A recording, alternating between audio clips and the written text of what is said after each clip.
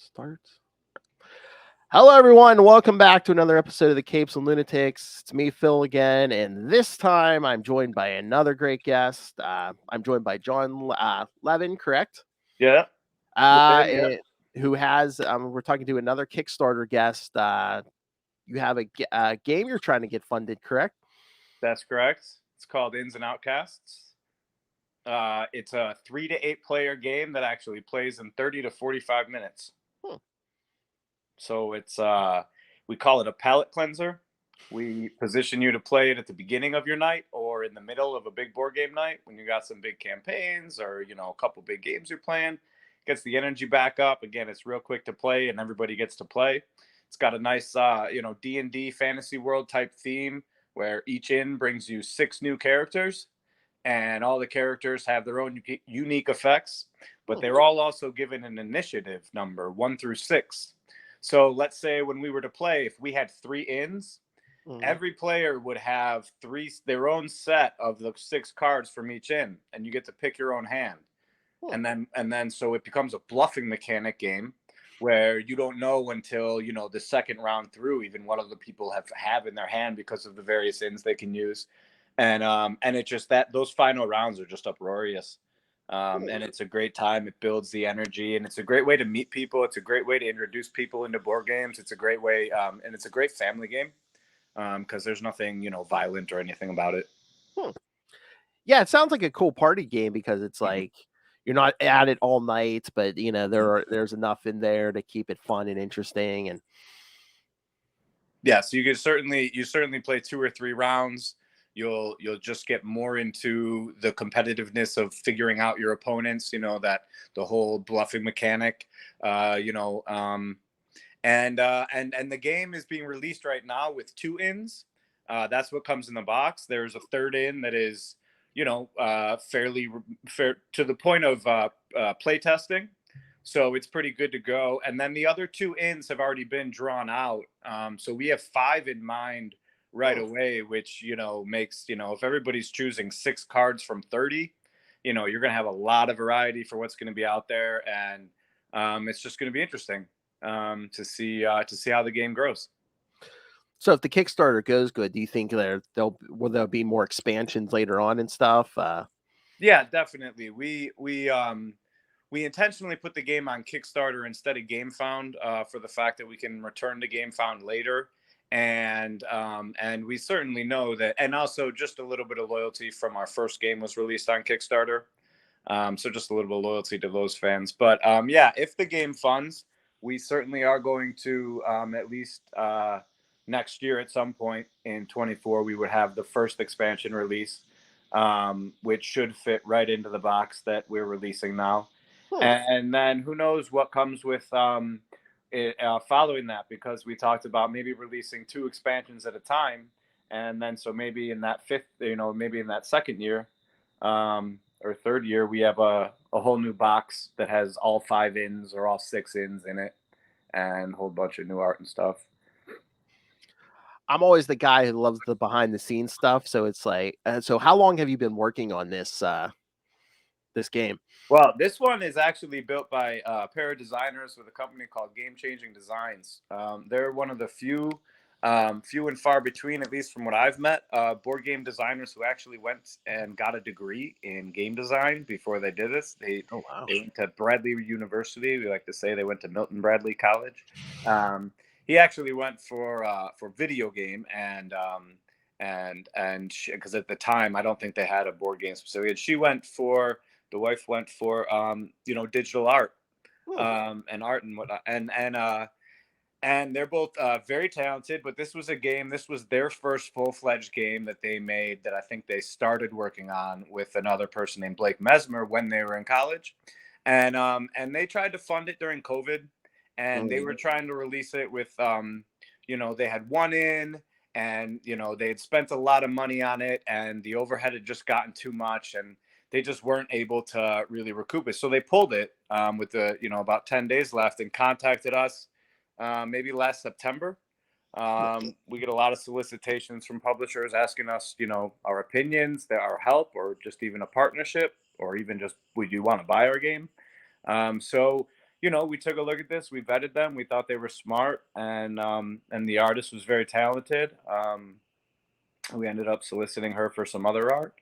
And anyway, so it was really in this unique situation of the 5 games that we have either available or in the works. This one we did not touch the mechanics of really very much. It had been fully built and was already, So when we got our hands on it, we touched everything else as much as we could. We certainly got into the mechanics a little bit. Certainly some of the wording on the cards. We made the cards tarot size. We told them to blow up the pictures because the art is just awesome. It's gorgeous. It's cute. It's fun. It's lively. You want plushies. You want pins of these things. And redesigns of the play mats and the money and everything else. A huge redesign of the rule book. We think the rule book is a star. They've got 2 different ways to learn the game. You can just learn in a comic book cartoon style, or there's a nice little 2-page flip out. And and we're just giving it a shot, hoping that it works for them because we think they're good kids and we'd like them to be able to succeed.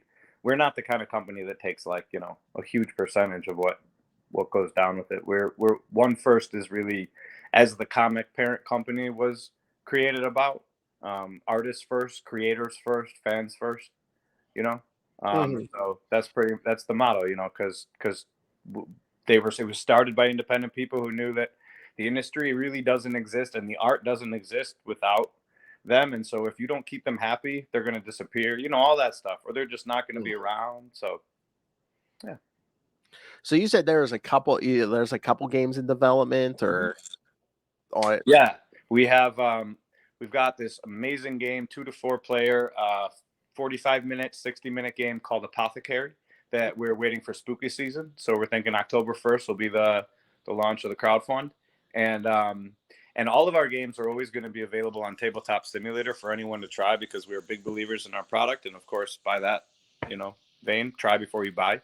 And we, as developers, we are always also open to, playing with fans in around, or at least showing up for part of a play session and, answering questions and stuff. We were trying to be as interactive with everyone socially as we can.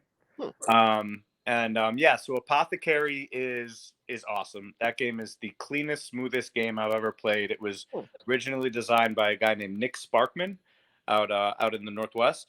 And this kid he is a sparky kid, and he is brilliant. It's wonderful. This was his first game that he really went out and tried to, as far as I know, his first game that he really went out, and we sort of poached him. And then there's a developer named Mondo who's done quite a few games by Mondo. I think he's got 2 already out there in various companies. He's a school teacher and he just makes games that he loves, and he goes to the conventions with a portfolio of these completed games. There's 15 or 20 of them in there, and he just goes around to the publisher and tries to sell them. Because he's a school teacher with a family, he doesn't have time to do all that backleg work, So that's his thing. And he brought us this awesome game, the game that, and we're really excited about it. It's called Ice Cream Social, and it's equal parts Sushi Go, Splendor, and then a bunch of our own mechanics. And that'll be before March of next year, because you got to have it in your hand for summer of next year. And then lastly, that game, and then this next one I'm going to tell you about, called Creature Creator, is a part of this education coalition that my company started. It's really been spearheaded by my partner Joshua Stilts. It was brought about where his daughter, and I've got 4 real little nieces, and we were just talking about the culture and the Fortnite culture and how kids their maturity and it's just bad, right? And we're learning that board games, they increase kids' social skills, humility, ability to lose, problem solving, just like nothing else. So we've got our games in quite a few schools right now, and we're testing them, in some STEM classrooms as well. Really trying to get a sense with professional observers, getting a sense of how worthwhile this is, how much money are the big people wanting to invest in this new way of looking at education. And we've got about 40 or 50 of some really big developers who have, want their names, at least their games on the sell sheet to the schools, if not want more from it. So we're really hoping that can blow up, just because we just like to see things get a little better, people getting a little smarter and a little able to relate to each other better. I mean, sounds like these games must be good. I mean, you're putting in the time and the research. I mean, you're researching, and it's not like you're just throwing something together. So it's no. Creature Creator is all in house, and then those other 3 games, and The Boys obviously was in house, and then those other 3 games, we had we've had hundreds of submissions, so they're just 3 of like the ones that were like, yeah, we really want this. We want to represent this game. There was something unique about it, or the designer was, we just knew like we will make the game work, but we gotta have you on our team, that kind of thing. Because we're really trying to build a company here. We really want to build a company that'll last and be around, and that people say, yeah, those guys make good games, smart guys. That would be cool. But can you tell me a little more about the Boys game, because that is like my first love is like comics. So yeah. So it's a 1 to 5 player, mostly competitive. You can certainly agree to not be competitive with each other for the sake of saving the world, and that's the task. Homelander has gone fully unhinged in alternate narrative that we got Garth Ennis's personal permission to be able to do it this way. Because we basically said, where in the comics Homelander is being driven batty, we said, okay, it goes to the other side of it. And he goes batty. And he decides enough's enough, and he gives the world an ultimatum. And he says, you give me control of everything in 30 days, or I'm destroying the whole place, or worse. Susan Rayner knows this is a problem. The governments of the world, they sort of start balking. 9 days passed, 21 days are left, 3 weeks. CIA Director Susan Rayner sees all of the soups in the world, even the boys, everybody's just scattered around the world doing their own thing. Everybody thinks it's the end of the world. Nobody knows what's going on, right? Homelander's up in the space station.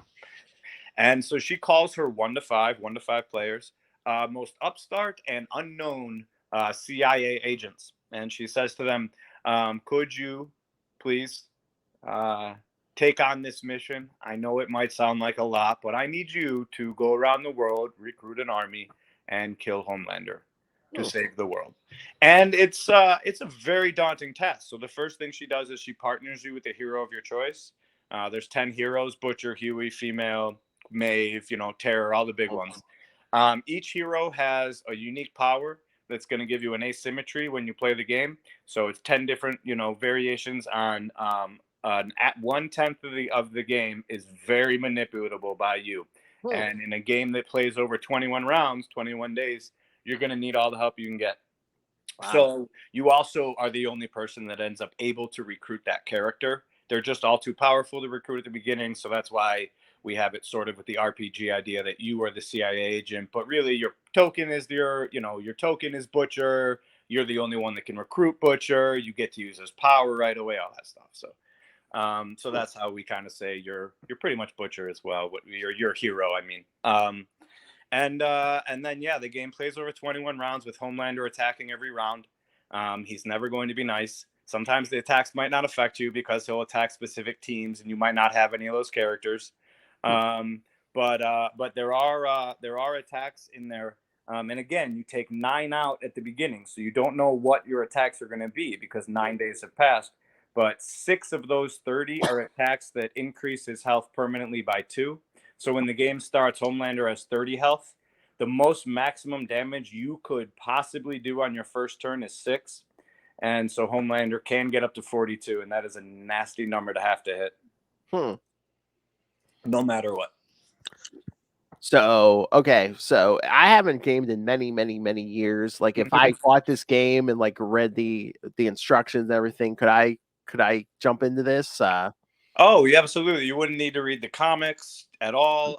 Even the TV show, we have a really nice intro letter from Rayner where she sort of just explains the sides, and how we got to this crazy situation where everybody's against Homelander, but all the soups are still bad guys, all that stuff.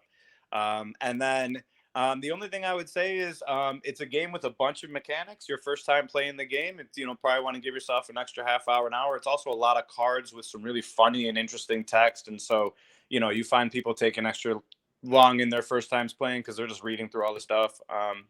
Because the world of the boys is wild. Oh yeah. Nothing else. It is wild. So are you a fan of comics yourself? A little bit. Yeah, definitely. I read The Boys 20 times. I love Garth Ennis, that's for sure. And yeah, but no, I'm mostly when it comes to this kind of entertainment, I'm mostly a video gamer. That's my first love. I can play video games all day, every day. I don't like the multiplayer ones. I like the big adventure story ones. I like the RPGs that you can just go out into a world, Zelda, Dark Souls, anything like that is my jam. And then I've really been getting into is the technology has been getting in computers. There's been a lot of like puzzle games, like time bending games, and just all kinds of really cool stuff that they can do with the physics of these new machines. And it's just very exciting, especially with virtual reality coming up the way. I mean, people are just going to be in their houses dancing around like maniacs, but they're climbing a skyscraper in their mind, Mm-hmm. I mean, do you ever use it as like quote unquote research, or like you see something in a game, you're like, I could, we could kind of use something like this, in one of our games, or. Absolutely. Yeah. I mean, I played a game, I think 3 years ago, called Tales of the Spire. That's purely a card-based game. And when one of these designers came to us, I won't say which game, and we were going to really get into working on the game with them. And I just remembered that Tales of the Spire game, and I I bought like every game like it that I could find, and I was just playing through because it's card mechanics, and it's combo card, and they're deck builders, at their soul, but just all the effects and everything. And yeah, I mean, it was definitely research. It wasn't research I would take off taxes because I had way too much fun, but it was research. Huh. Yeah, I mean, it seems like you guys have a lot of different games, like the level to, and even like time, like Inns and Outcasts that you said it only takes what, like 30 to 45 minutes or something, but meanwhile the Boys takes like what, 21 days. So Boys is the solo mode where we drew in some rules to make sure you're not missing out on the multiplayer experience. We created Homelander fanatics who sort of block the black market. They like him no matter what. They don't care if he's going to end the world. And the game on solo mode, I play that in 45 minutes, maybe an hour, but it's just me playing and I really know it. A 5-player game, if you're sitting around, assuming everybody knows the rules, 2.5 hours maybe if you're being slow and playing like slow and just having a good time. But yeah, we usually quote that game as 60 minutes to 2 hours. yeah, okay. All right, and I know nothing about creating games, so like, what is the first step of creating a game? Do you have to come up with a script, or It's either we usually go by the model. It's either you need to have a mechanic and then you can sort of build around that, or you need to have an IP and then you can build your mechanics around the IP. But you need to really have a game in mind, you need to have a win condition. That's the key. You figure out what it is that I am doing enough that becomes victory or the end of the game, and because that sort of becomes your soul, because that's what they're doing the whole time when they play the game. They're always doing that. That's the objective. So that's usually how we try to figure out, because game design is more about play testing and round and over and over again. You change one mechanic, you maybe change two mechanics, and then you play test over and over again. And you're just filtering things out and picking the stuff that you like and that works and whatnot. And is it? I was gonna ask what you preferred, but you probably like both. But it's like, is it? I'm sure they have different challenges, like whether you come up with like a completely original IP or like, say, use the Boys. It's very different in that respect. We because our pedigree as a company is behind First Comics, we are overloaded with IPs. So, and we've sort of been okay with that. There's artists named the Philbach brothers. They're out of Vegas. They're cowboys, and they are just the sweetest, coolest guys you'll ever meet. And in my opinion, they're the best artists in comics. They have a unique style, but not, I mean, I don't know enough to say that, but like to me, they're just out of this world. And they are doing a whole 160-page graphic novel sequel to one of their titles that we called them up and we're like, dude, this should be a game. Oh. It's called Illuminati Transport. The concept of Illuminati Transport is, you've got these stories with monsters, vampires, and the good guys come in and they kick their butts, and then the good guys go on. You don't see like the parts like, what about all the monsters and their body parts that are lying around the battlefield and we're just like left behind? So that's where the Illuminati Transport, and it's Jim Kowalski, a talking golden retriever named Geach, and a talking skull named Rico in a giant big rig, and they work for the Illuminati, and their job is to go to these scenes where the superheroes or the good guy wizards stop the bad guys and get them, put them in the containment, and drive them to the Illuminati headquarters for storage. So obviously there's always problems with when that goes down. So when these people have ideas, like, do they email you and say, "Hey, I want to do this game. I have this idea." Whether they have all them, they have mechanics behind it, or are they just like, "Hey, help! I have it. We have this game, but we don't exactly know how to make this a reality." To be honest, that would be more of a question for Josh because he does a lot more of the interactions on social media. But as far as I know, it's pretty much just a solicitation on a TikTok.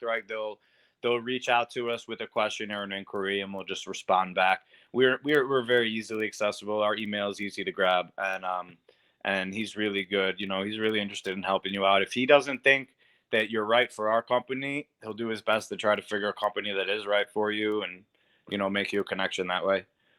Because that's one of the keys about being a new game company is you can't oversaturate your own product with the same kind of product or anything like that. And but that doesn't mean it's a good game. It's not going to be a good game. It's just we would eat our own profits. Yeah. So the Inns and Outcasts, how long is the Kickstarter going for? It's I think 19 days left or something. Okay. Close to halfway. We have a nice TikTok advertising campaign where we've got some big game designers and reviewers that are going to release some content starting at the end of the week. Yeah, I mean, we'll see how it goes. We don't necessarily give up on the game if it doesn't fund. But for Andy and Jen's sake, we really hope it does because they really like this game, and it is. I mean, they obviously love this game, but it is a really, really good, impressive game. Playing a game you can easily replay. You can see yourself playing it 3 times in a night or 1 time in a night, but you could very easily go back to. It fits right into your D&D campaign. You imagine your adventurers returning from a successful campaign is the concept. And when you go to the local inn, you're sitting around the tavern with your giant pile of loot in front of you, and you all decide to gamble for it instead of divvying it up. So you can just put that right into your D&D campaign. You guys have a successful campaign. You can go to the local inn and you can say, "You guys want to gamble?" I mean, you can, and then the game works, and it doesn't play like a number counting game. It's not skill based. It's bluffing, so it's guessing. So it has that gambling fun element, where you don't feel like you're going to be bested by someone who knows the game better than you or any of that stuff. Oh yeah, that sounds like a great party game. Mm-hmm. But yeah, when we're done here, yeah, if please send me the link to the Kickstarter and anything else you want to put in. I'll put it in the show notes. Like I said, it'll go up on YouTube and the podcast. So, because yeah, let's get this thing back because this sounds like a heck of a lot of fun. So it is, yeah. And again, if you have Tabletop Simulator, you can just go to the on the Kickstarter page, scroll down, there'll be a link to just go play it for free. You can get 7 of your friends, 5 of your friends, just try the game out. Don't buy it if you don't love it. But it is fun and it is really cute. Again, it's got to be fun and addicting, kids. If they're giving you a free sample, they're letting you play it before you buy. So yeah, that's how we felt. There was no better way to be candid about believing in our product than to say, play the game, try it before you buy it. I mean, that is the most integrity we felt we could show. All right. I think that's all the questions I have. Is there anything else you wanted to promote or talk about? Any other games you guys have in development, or anything you wanted anyone to look at, a website, anything? Not at this time. I would maybe say like we're going to be at San Diego Comic-Con. We're also going to be at Gen Con. If you want us on, maybe around then, and we can fill you in on how the Kickstarter does and talk about our summer plans. That's cool. Okay. But I think between this one and those conventions, our next big thing will be Apothecary, and so like we're gonna want to start promoting that in like August. Okay. So that would be like ideal, I think. Yeah. So Great though. Yeah, I mean, we'll have to have you back. And so right now the big thing is Inns and Outcasts, correct? Go to the Kickstarter. Mm-hmm. Like I said, Yes. just I don't have the link, so please send me the link. I will. I'll email and you right yeah. when we're done. All right, kids. So everyone look in the show notes. Yes, go get this game. It sounds really fun. It's only $30. So come on, guys, go get that. One copy for 8 of you. I mean, come on, you can chip in to get to a $30 game. I know it can work. I mean, you go to some stores. I think you're paying more for a game where you're not getting half the stuff it sounds like you're getting in this game. Oh, we think so too. Yeah, this could have been a $40 game easily. Oh, at least, yeah. At least, yeah. All right. So yes, John, thank you for so much. time. And kids, again, we're gonna have to have John back when the next game comes out. So thank you, John. And all right, kids. Thank you very much. Go to the Kickstarter and we'll talk to you again. All right. Cool. Bye, everyone.